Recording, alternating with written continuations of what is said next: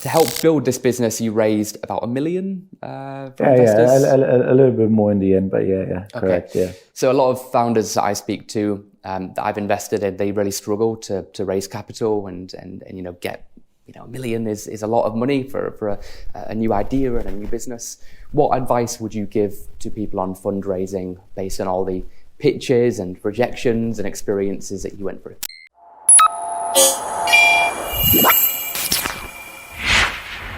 Freddie, thank you for joining me today. Pleasure, thank you. Sweet. So you've got a very interesting origin story, right? You started your career as a professional basketball player. Yes, indeed.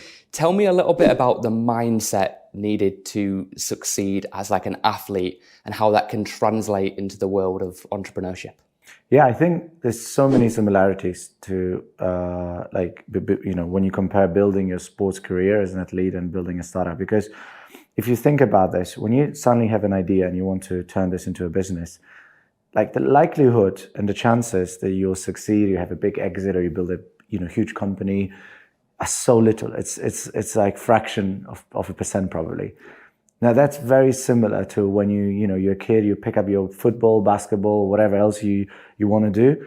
The chance that you become a pro, and actually be able to make money from it and this to become your career are so little. It's probably I don't know the exact numbers, but it's probably very similar chances. And so I think first of all, you need to have that mindset of going totally against the odds and almost being completely blind and just focus on, okay, I have a vision, I have a dream, and trying to not think too logically sometimes, because I think if you were to think logically, you wouldn't even try doing this because logically the chances are so little.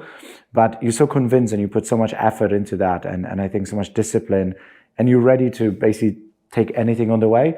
And I always thought it's a sort of mindset that, you can't beat someone who doesn't give up, and you just have to keep on going, whether it shines or rains, you just keep on going. So you have this constant sort of, day-to-day approach to you building, you growing, you want to get closer to that goal. And that goal changes on the way as well. And I think being totally fine with that. So yeah, there's so many similarities. And I always say that if it hadn't been for my athlete's career and I think all the ups and downs that I had gone through, I think it would have been hard to, go over the last couple of years, which have been so unprecedented, from Brexit, COVID, a war in Europe. I mean, that was literally around the time where we officially announced we're expanding to Central Eastern Europe as well. Oh, so literally, I think we did a press release in the local Forbes maybe a couple of weeks before the war broke out in Ukraine. So like we've gone through this inflation, living cost of living. We've gone through everything within a few years. So I think to be prepared for that, growing up as a kid with a big dream and wanting to go through all the hurdles to become a professional athlete really helped. Yeah. You said something then, you can't beat somebody that doesn't give up. Yeah. I love that. Yeah. It's probably a little bit long to get as a tattoo, but if I could get a tattoo, it would probably be something like that. Yeah. It's something that I stole from one of my close friends, one of our investors, who is currently a professional athlete. And I think the last couple of years more than ever showed us that that's the case. So yeah. Okay. So you moved to London at age 19 and you got your first job in the coffee shop, Joe and the Juice. Yes, okay. Indeed. So I find that some of the best entrepreneurs often started with really shitty jobs, basically, like retail or working in cafes or newspaper routes or whatever. Why? Well, do you agree with me? And if so, why do you think that is? Yeah, because I think starting a business isn't as glamorous as people think, right? So I think if you come, or you have that experience of really hustling through your life and trying to build something out of nowhere and having, these times throughout your life where things aren't glamorous, I think they just prepare you for this.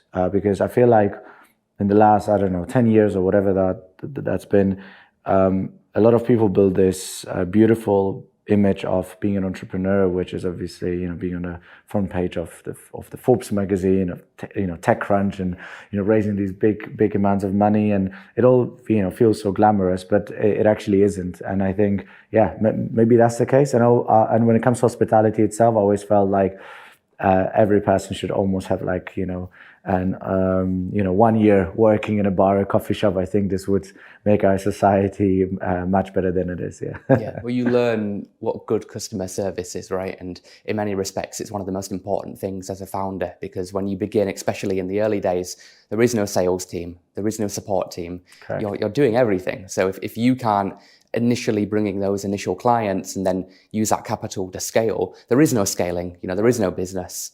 I think that, and also having that empathy for a single customer, because at the end of the day, a successful coffee shop is a collective of hundreds of regulars who come in all the time and have every single time a great experience. So but you can't almost approach this on a big scale and think, we're just going to approach everyone that way.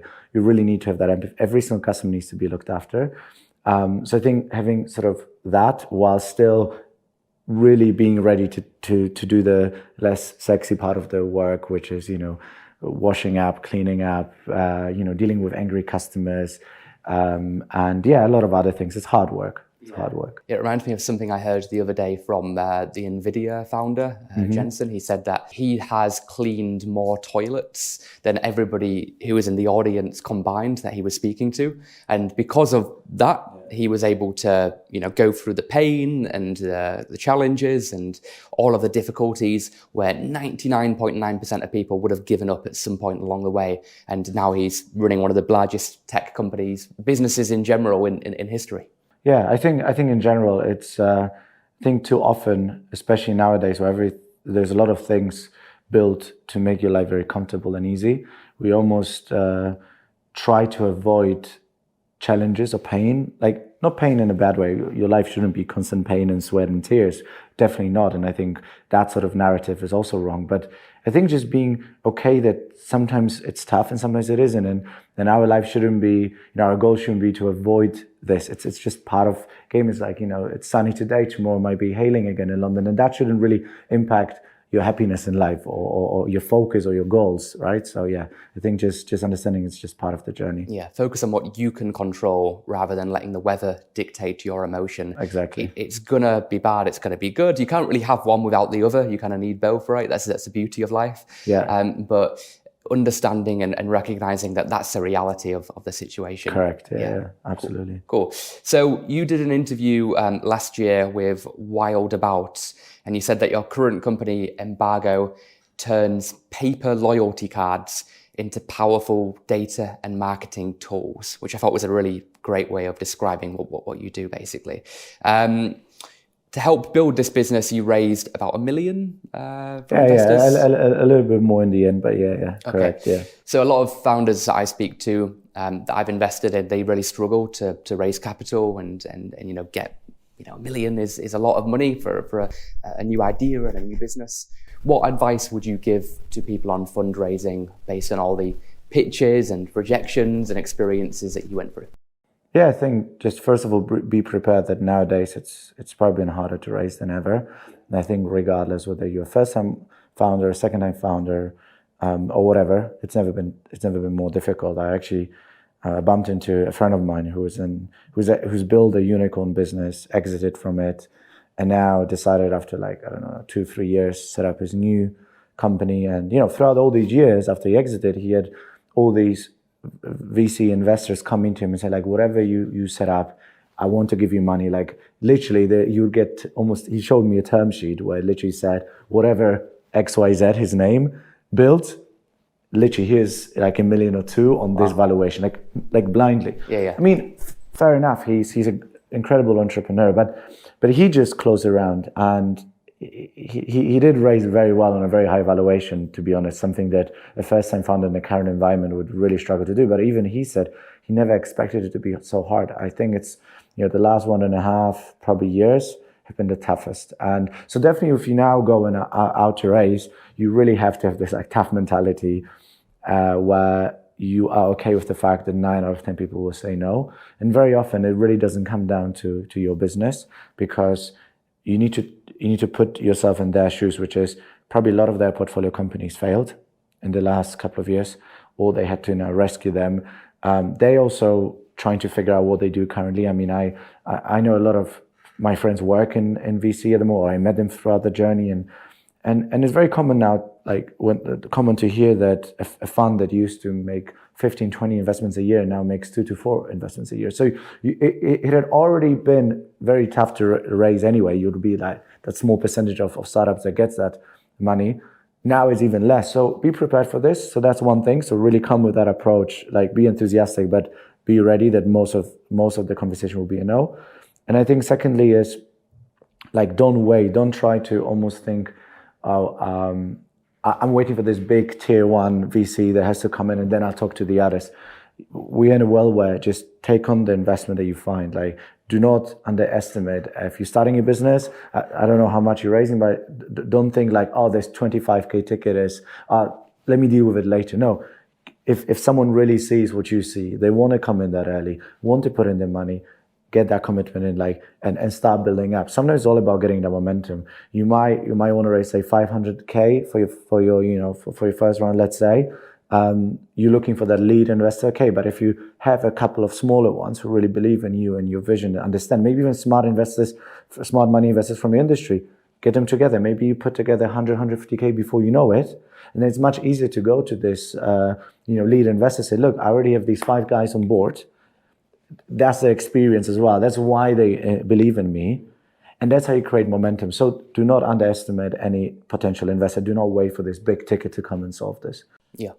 I love what you mentioned about the snowball effect there.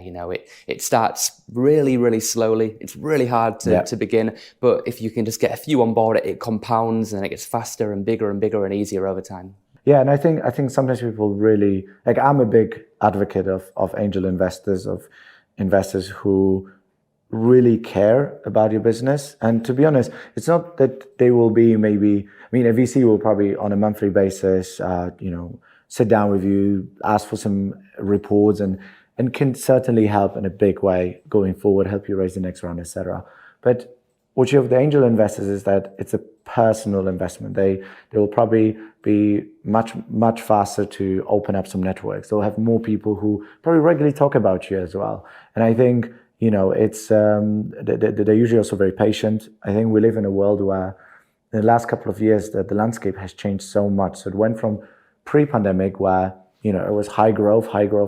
Then, during the pandemic, suddenly went even faster growth and bigger valuation. Like, it was pretty much take as much money as possible and grow as fast as possible. Like, don't even look around. I just want you to literally burn it all, grow, and we raise again. Yeah. And then almost overnight, it went like, oh, no.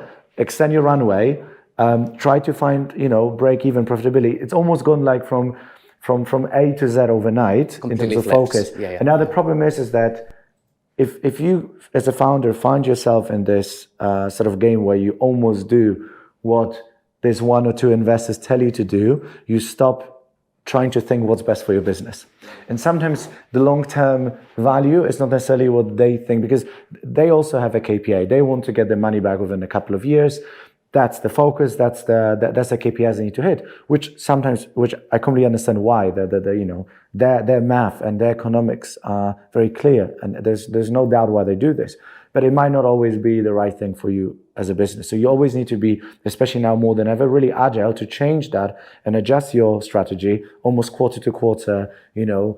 6 months to 6 months, and I think that's why also having angel investors on board gives you that patience usually, and they are fine, because especially if they're ex-entrepreneurs, they've probably gone through that as well. They understand where you are. Yeah. Hey, this podcast is brought to you by WeLoveAlpha.com. If you're looking to grow and hire and scale your software engineering team in the UK, then go to WeLoveAlpha.com to hire the best software developers on the market. Everything across Java to C# to PHP to Python to React and Angular and mobile and more. Go to WeLoveAlpha.com to hire the best software engineers in the UK now. I love working with investors who have actually built something themselves rather than just money people. Correct. Which nothing wrong with that, but it's just it comes with a different mind, a different level of value that they add a lot of the time, and all of that good stuff as well. Correct. Yeah. So you mentioned around changing, pivoting, adapting a few times there. You had to adapt pretty significantly during COVID, because during the lockdown, that was a a big shift for everybody, but for a business which has retail customers as their forefront, it could have killed you. One thing that I heard through the grapevines, which you did, which was really interesting, is that you froze payments for your customers to help build that client loyalty. Now, 99% of entrepreneurs, Freddie, wouldn't have left that money on the table and probably wouldn't have done that. Why did you do that? Can you explain that decision and what that led to?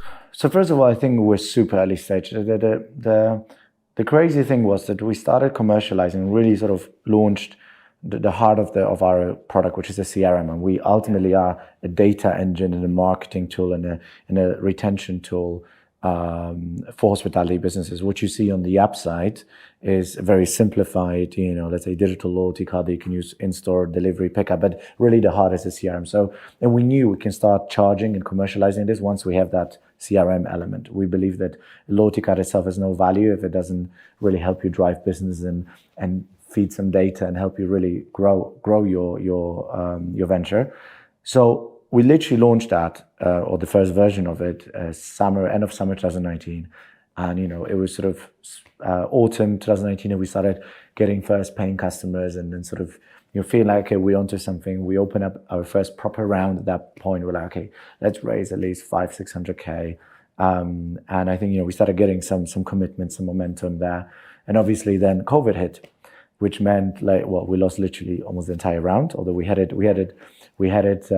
So first, actually interesting. We had Brexit obviously was sort of agreed for years, but I think it was when in 2019 in December or end of November, Boris Johnson won the election, and it was pretty much okay. We're going hard Brexit, and we were actually talking to an EU fund at that point, which we were hoping to get investment. They pulled out as well. They said they're pulling out of UK investments for a while until they see what happens. So we first lost that key ticket. We managed to find a replacement for that. We felt like, okay, we still got the money. We're going for it. The closing was, I believe, beginning of March 2020. Then obviously everything shut down. Now, at that point, I think because we were quite early stage, the revenues weren't that big, that it was either I'm gonna basically lose those customers eventually, because I think they were shut down. Like there was very little they could do, and I think there was so much uncertainty, stress, and panic that I had to. We all sat down and we had to make a decision and think, okay,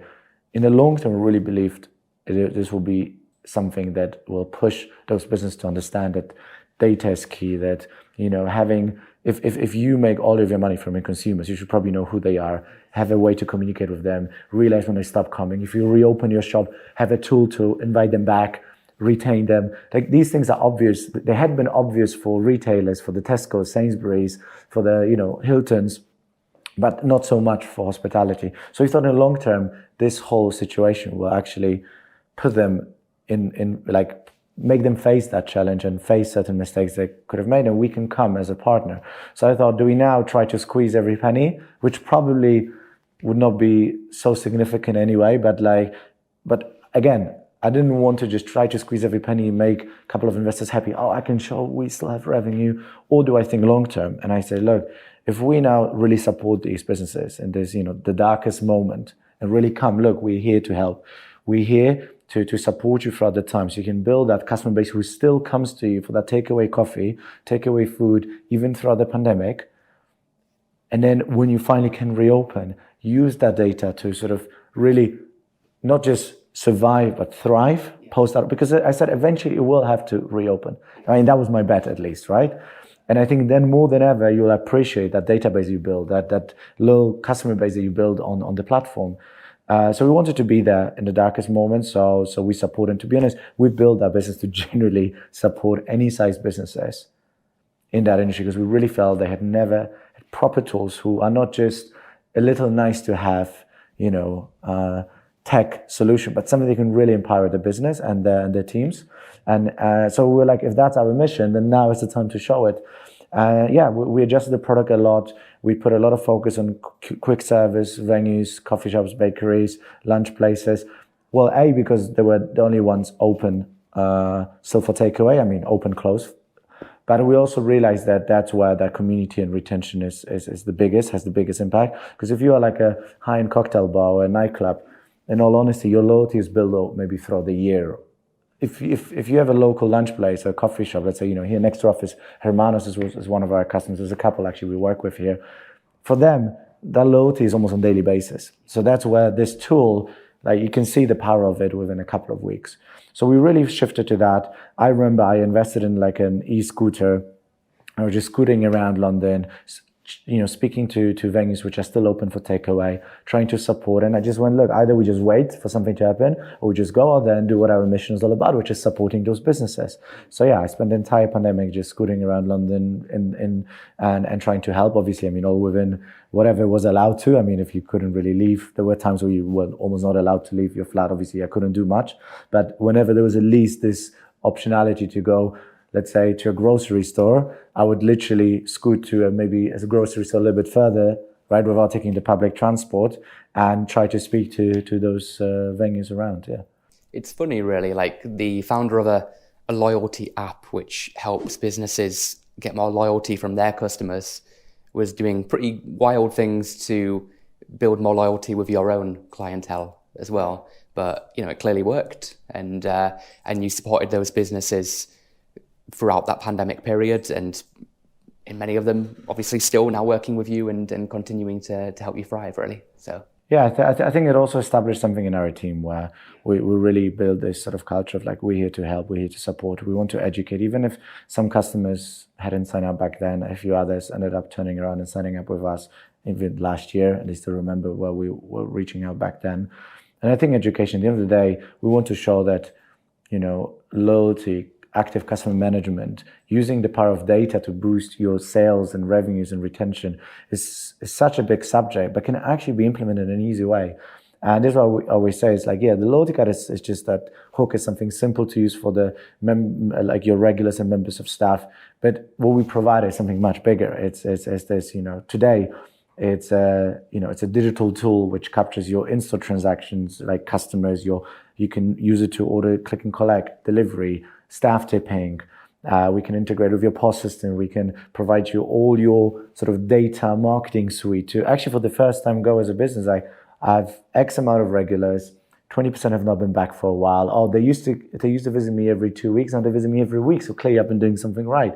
You can almost, even if you're an entrepreneur in that space, which has no technical background or no digital background or is super overloaded, they can literally spend 5-10 minutes a month and do more marketing, communication, active relationship building with those customers than they've ever done before. Because I think a lot of those entrepreneurs realize that just providing a good product in a nice location and then hoping everything else works is probably not enough, right? You need to do what the grocery stores or the airlines or the hotels had been doing for years, which is building that relationship beyond the, hey, how you doing in store?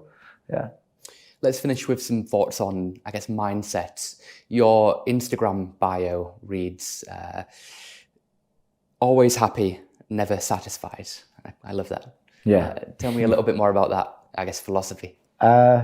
Yeah, I think it's some people sometimes misread that and almost think, oh yeah, so it pushes you to like, I guess, cultivate this hustle culture that you never satisfy, you constantly work hard. No, actually, it's not that. Yeah, I do work, and I do work hard, and I think a lot of my closest people try to ensure I don't overwork myself.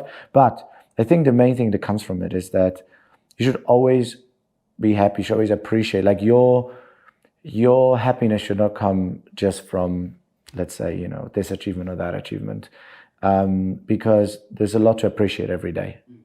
And that's that's a little bit coming back to what we discussed is when I was a Joe and the Juice, I was paid terrible money. I was working extra hours. I was working my ass off. There was a lot of not so glamorous tasks to do. But there was something I loved about this. I loved the fact that I met incredible people. Like when I joined there, my mindset was a little bit like when I played basketball was, I want to be the best. Whether I'm going to be the best or not. But I literally applied this, and I'm pretty sure some people who work with me, they still remember that. I'm saying, I want to be the best, whatever, juice maker, coffee, like barista. I want to be the person that everyone knows in their shop and feels like they get this incredible service. I want to be the best at what I do. And I enjoyed this. There was so many downsides of that job, but I loved this because it allowed me to meet so many great people. I learned so much. I had so much fun around this. And to be honest, I was this 19-year-old guy who was like, I'm in London. And, back then I thought it was the best place in the world. And I think I was very happy despite those. So it's almost like your happiness should not come from the fact whether you can, whether you exited for 2 billion and can buy 20 yachts or whatever, or whether you made 30 under 30 Forbes. This is not, it's going to make you happy. So always be happy, because there are always things to appreciate. But yeah, never be satisfied, because the moment you lose that hunger, you actually probably will end up losing that happiness as well. Because that hunger allows us to wake up every day and I think be very fresh. Fresh, what I mean is that you're not going to take things for granted. So, and I think this can apply to your work, this can apply to your relationships. I think a lot of relationships, whether it's a friendship or, like a romantic relationship, a lot of the issues come when, you sort of start being a little bit lazy or you take things for granted. But if you're never satisfied in a way that you always want to love that person a little bit more, you always want to tell that person a few more times that you love her, or check in a few more times with your friend, that makes sure that relationship is always fresh, is always new, is always happy. So I think this is why, that sort of always be happy, never satisfied come from. Appreciate what you have, really embrace the blessings we get every day, but at the same time, never lose that hunger, never ever, no matter whether it's going well or not, just keep that same mindset, yeah. How do you not lose that hunger? Because I meet a lot of founders who have perhaps sold their business and they tell me that spark has almost died within them, and they don't know what to do next. How do you stay motivated? How do you stay hungry? Well, I mean, first of all, I haven't sold my business yet, so let's see what happens if I do one day. So I probably have more to say about that setup. But I think like it's normal that as a founder you often balance on the very edge of complete burnout, right? I mean, that's part of the game. But I think it's always, and I can't remember now, there was someone's podcast was covering that really nicely. I think it was the Airbnb founder was talking to someone, but I can't remember. But I think it was all about what driving you every day. Is this the love for what you do? Is like, are you really passionate about not, you don't have to be passionate about the industry even, or this particular problem you're solving, but just building a business? Or do you do this because of, I don't know, fear that you might fail, or you try to prove something to someone? And I think, and we've all been probably in the situation where we build something because part of us wants to prove something to ourselves, to our peers, whatever. That's also normal.